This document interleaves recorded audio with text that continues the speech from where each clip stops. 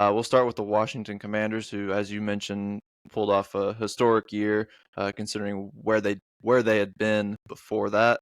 Um, Jayden Daniels was a huge part of that. They had an amazing run, ended in a NFC title game against the Eagles, but even them getting kind of run over in that game, I wouldn't chalk the season up as a failure because this was by no means an expected playoff team coming into 2024. My question really for this season is, was it a one-hit wonder, or are we gonna get to see more of this in the future from this core? How do you follow up a season like last year that was just shocking and magical, and almost everything went right until that last game? On the front office side, you'd have to imagine that they'd be in contending mode, where they would be making moves to really build around Daniels and get out of the rebuilding mode that they'd been in forever.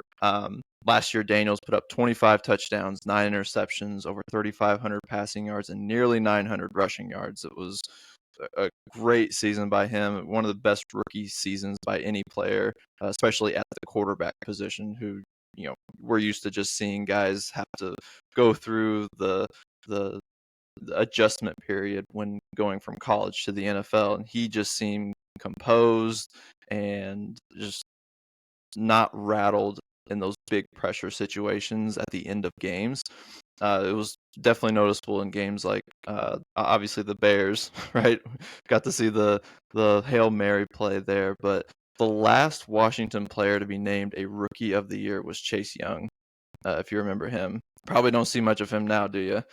Um, he After his Rookie of the Year season, he skipped optional workouts to do commercial shoots in LA. And if you remember the last offensive Rookie of the Year to play for Washington, it was RG3. That was 2012. And he never reached those heights again. A lot of it obviously was due to injuries, but he also had situations where he just demanded more control in the building as far as the offensive schematics and everything to do with that. And I think that just kind of hurt his standing within the organization. So I don't know. It seems like Daniels is on the right path. He's doing all the right things this offseason, so that something like this doesn't repeat. But he is a thin frame. There's always the fear of injury with him. And to make matters worse, Terry McLaurin is demanding a trade. To me, this was shocking because the dude finally got a good quarterback, someone who could actually get him the ball, and now he's asking for more because they're winning. So give me your thoughts on what you think this season looks like for the Commanders, given just an amazing run last year. It really can't be repeated like that again? Yeah, I would be shocked if they trade Terry McLaurin. I expect him to receive a new deal here shortly, because if they don't, they're I don't think their skill positions set up complement Daniels well to have the repeated successes of last year.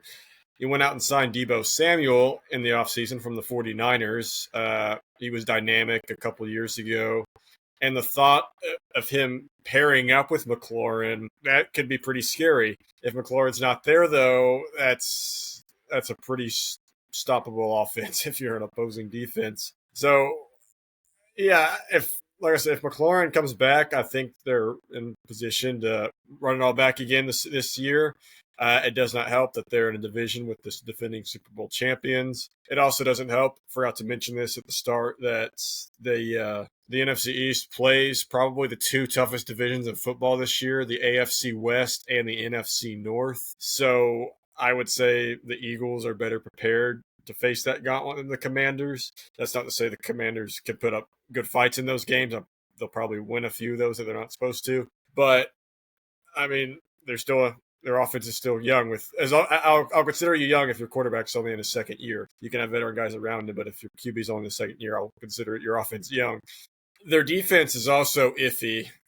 Philly, which is a historically good team in my opinion, one of the best teams this century, but they just absolutely exposed their defense. Washington's defense in the NFC Championship game. I Not think just they're them. second. I think a lot of teams exposed. I mean, the Cincinnati game. Yeah, Even Detroit put up a lot of points against them. So yeah. I think their secondary is okay. I'm not. pass rush and linebackers. I mean, you got Bobby Wagner now, but he's way past his prime. I got Marshawn Lattimore now. I think that, like I said, the secondary, I think it's decent. But I mean, yeah, you're gonna if your defense plays like how your depth chart is looking, the offense is gonna have to put up another dominant performance this year to reach the NFC Championship game again. That's a big if. We haven't even mentioned the term sophomore slump yet. That's always possible. Could be a CJ Stroud like thing. Difference with Stroud is he was in an easy division, so they were still able to win his division last year. Like I said, this is a tougher division in the AFC South, so if Daniels does go through a sophomore slump, it might be doomed for Washington this year. I agree that he's not. I don't think this is a one-year wonder, barring injuries. But I think a sophomore slump and just a franchise that's always, frankly, sucked this century gets one good year. You see it a lot, and then the Cleveland Browns, perfect example of that. They get one good year, expectations are high, and they come out and flop. So it's not out of the question this year for the Commanders, in my opinion. Yeah, I would hate to be a Commanders fan. Just you're on the edge of your seat. You're very anxious about what this season could look like, because you just don't know if it's going to go really bad for Daniels and be a sophomore slump, or if he's going to have like a Patrick Mahomes year 2 MVP type season. It could go either way, and that's what makes this team so fascinating coming into this year. Go ahead.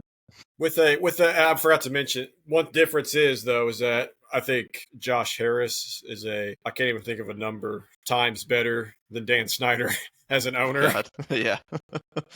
So yeah, I mean, he was kind of one of the main reasons why this team was so in the gutter for this whole century.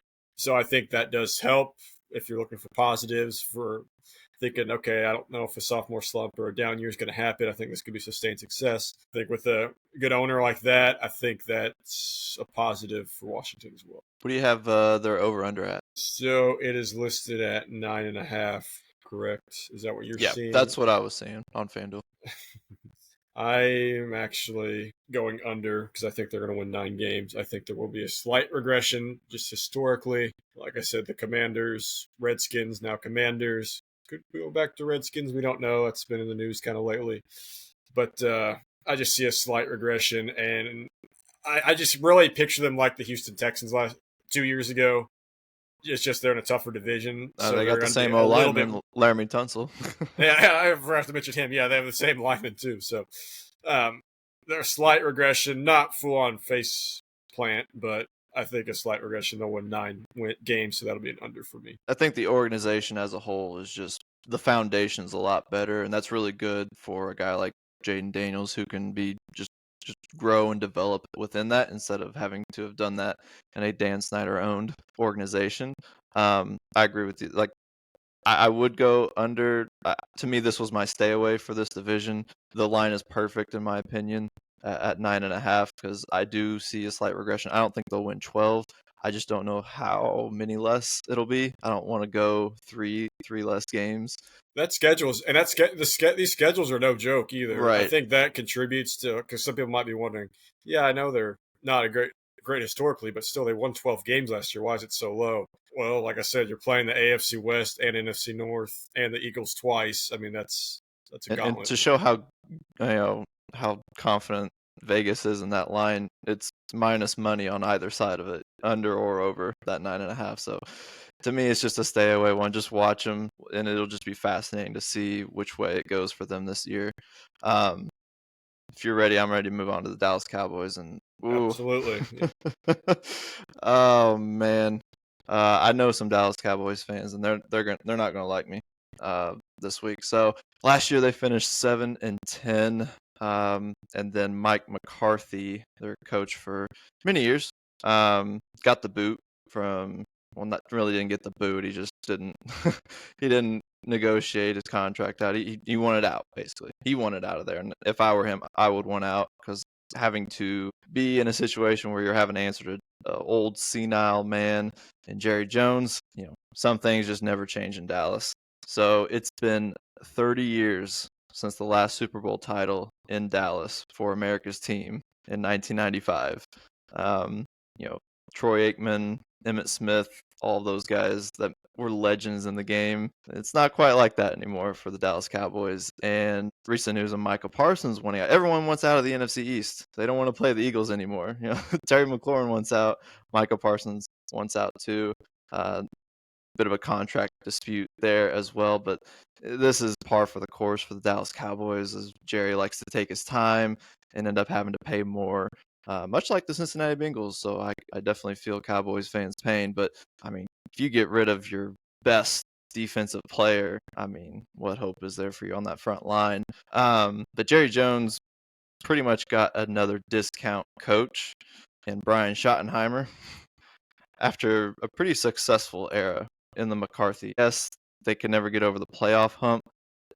He had multiple, three 12-win seasons and won 2 divisional titles. Mike McCarthy did.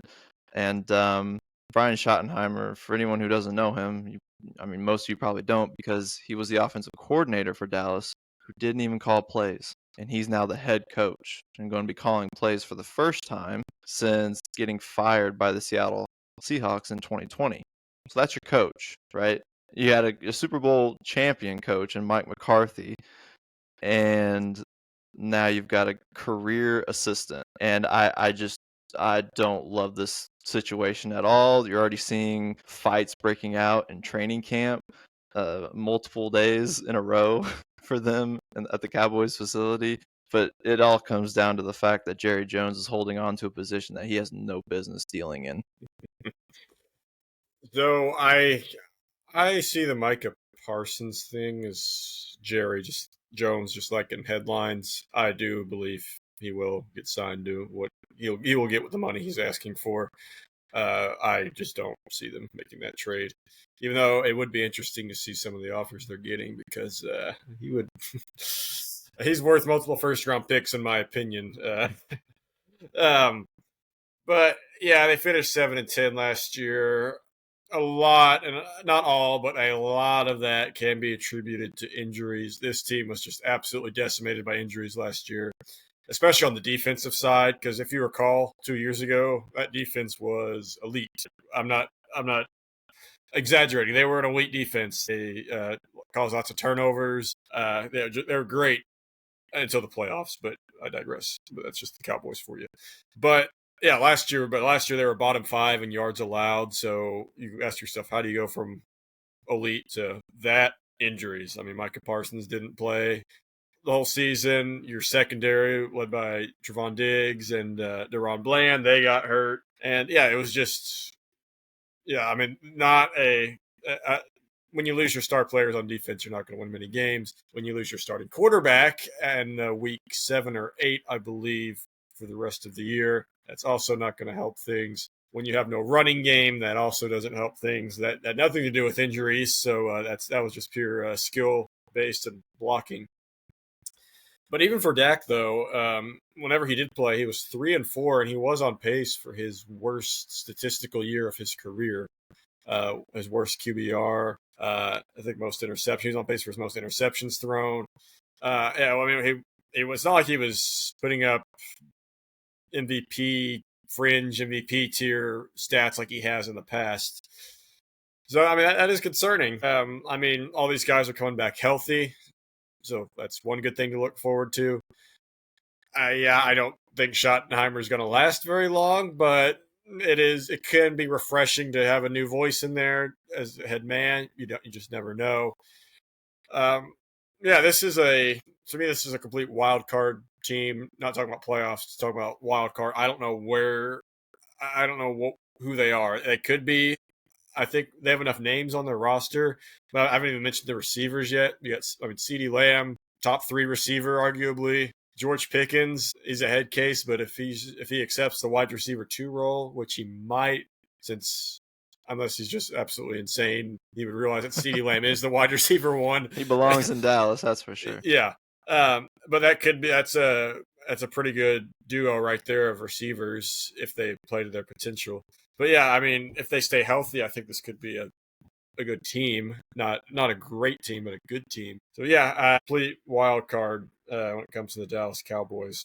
We'll be hearing about them all year, no matter how good or how bad they are. They will dominate the headlines, good or bad. Yeah, you mentioned when Dak was on the field, it really wasn't much of a difference Well, compared to whenever. They had some ugly losses in that span. Right, right. Blown out by the Saints. The Lions just went into Jerry World, humiliated them.